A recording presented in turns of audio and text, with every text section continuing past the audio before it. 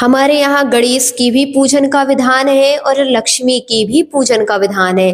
दुनिया किसी रूप से पूजती है लेकिन हम कुछ और रूप से पूजते हैं।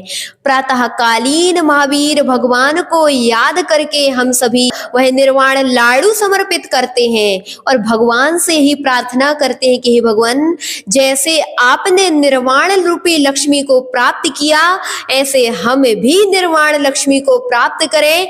इसी कारण से हम आपकी यह निर्वाण लक्ष्मी पूजन कर रहे हैं। तो हम लक्ष्मी की भी पूजन करते हैं और गणेश की भी पूजन करते हैं। गणेश की किस प्रकार से पूजन करते हैं तो संध्या कालीन बतलाते हैं कि महावीर भगवान के प्रथम गणधर गौतम स्वामी के लिए केवल ज्ञान की प्राप्ति हुई थी और केवल ज्ञान की प्राप्ति होने से संध्या कालीन में गौतम स्वामी की पूजन का विधान है हमारे यहाँ। और गणधर के लिए ही गणेश, गणनायक आदि शब्दों का प्रयोग किया जाता है। अतः हमारे यहाँ भी गणेश पूजन का विधान है। तो हम सभी संध्या कालीन में गणेश की भी पूजन करेंगे। हे भगवान, आपने जैसे केवल ज्ञान को प्राप्त किया ऐसे हमारे भी केवल ज्ञान की ज्योति प्रकटित हो। इसी मंगल भावना से हम सभी दीप प्रज्वलित कर रहे हैं। ऐसी भावना के साथ हम सभी यह दीप मालिका उत्सव मनाएंगे।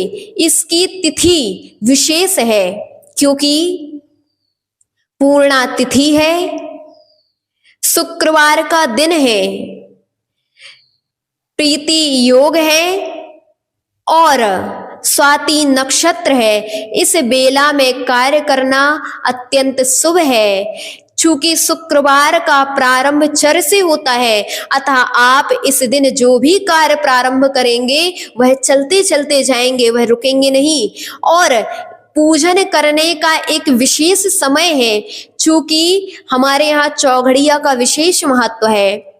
शुभ चौघड़िया के योग में अगर हम पूजन करते हैं तो हमारी वह पूजन फलीभूत होती है, हमारे कार्य सिद्ध होते हैं। अतः आप अगर पूजन कर रहे हैं तो या तो 1 बजे दोपहर में, चूंकि वह शुभ योग है, शुभ समय है, और अगर उस समय अपन नहीं कर पाते तो संध्या कालीन में 5:04 से पुनः चर योग प्रारंभ हो रहा है। इस समय अगर आप अपनी दुकान में, आप अपने घर में, अपने प्रतिष्ठान में पूजन करते हैं तो आपके कार्य निश्चित रूप से चलते चलते जाएंगे, कहीं भी अवरुद्ध नहीं होंगे और आपकी निरंतर मात्रा में उन्नति और प्रगति होगी। यह भगवान महावीर का, गौतम स्वामी का दिन है। हम सभी इस दिन को बड़ी मंगल भावना के साथ, बड़ी श्रद्धा के साथ बनाएं, तभी हमारा यह दीप मालिका उत्सव